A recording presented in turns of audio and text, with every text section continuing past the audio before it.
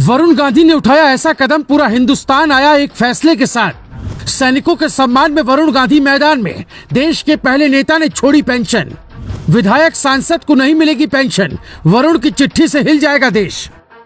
पिछले कुछ दिनों से देश में एक सवाल है, जब देश के सैनिकों को पेंशन नहीं तो फिर विधायकों और सांसदों को पेंशन क्यों?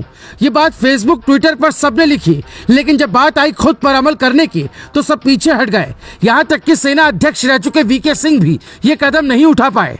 रक्षा मंत्री राजनाथ सिंह भी सैनिकों के सम्मान के लिए वो नहीं कर पाए जो वरुण गांधी ने कर दिखाया है।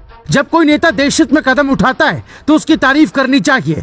वरुण गांधी देश के पहले नेता होंगे जिन्होंने अग्निवीरों को पेंशन न मिलने के मुद्दे पर अपनी भी पेंशन छोड़ दी है। ये एक शुरुआत है, क्योंकि आने वाले दिनों में वरुण गांधी कुछ ऐसा करने वाले हैं जिसके बाद पीएम मोदी से लेकर सीएम योगी तक सबको मजबूर होना पड़ेगा। देश के हर नेता को पेंशन छोड़ने का ऐलान करना होगा और सदन में इसके लिए कानून लाना होगा। जो वर्दी में जाते हैं और ताबूत में आते हैं, अगर उन्हें पेंशन नहीं तो फिर नेताओं को क्यों? इसी भावना को समझते हुए देश के पहले सांसद का यह ऐलान आपका दिल जीत लेगा।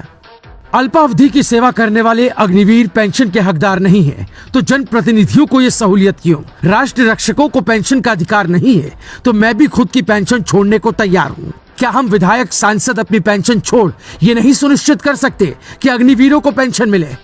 इस ऐलान के साथ सभी नेताओं के सामने एक विकल्प होगा। वो देश की व्यवस्था को आगे बढ़ाना चाहते हैं या निजी हित के लिए सियासत में आए हैं।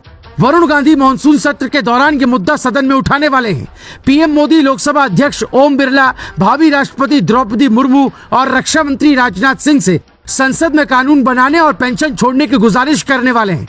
ये सवाल ऐसा है जिससे वरुण गांधी का कद देश में बढ़ जाएगा। सेना में जाने वाले जवानों का कोई नेता होगा तो वो वरुण गांधी होंगे। ऐसा नहीं कि वरुण गांधी पहली बार कुछ ऐसा कर रहे हैं। इसके पहले करीब 10 सालों से वो अपनी सैलरी नहीं लेते हैं, कोई भत्ता तक नहीं लेते हैं। सैलरी और भत्ता वो उन किसान परिवारों में बांट देते हैं जिस परिवार से किसी ने आत्महत्या की हो। आज आप वरुण गांधी को बागी कह सकते हैं, लेकिन अगर कोई बागी अपने हक की बात ना करके देश हित की बात करे तो ऐसा बागी अच्छा होता है। सवाल उठता है कि जब देश में खर्च के दबाव में सैनिकों की नौकरी सिर्फ 4 साल की जा सकती है, पेंशन रोका जा सकता है, तो फिर नेताओं पर बेतहाशा खर्च क्यों नहीं रोका जा सकता?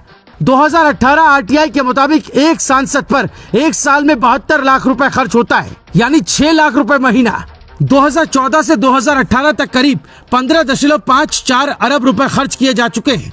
संविधान भत्ता 70,000, फर्नीचर भत्ता 1 लाख, दफ्तर का खर्च 60,000, यानी सैलरी मिलाकर करीब 75 लाख साल में एक सांसद कमाता है। देश बदलने का ठेका सिर्फ सैनिक क्यों ले?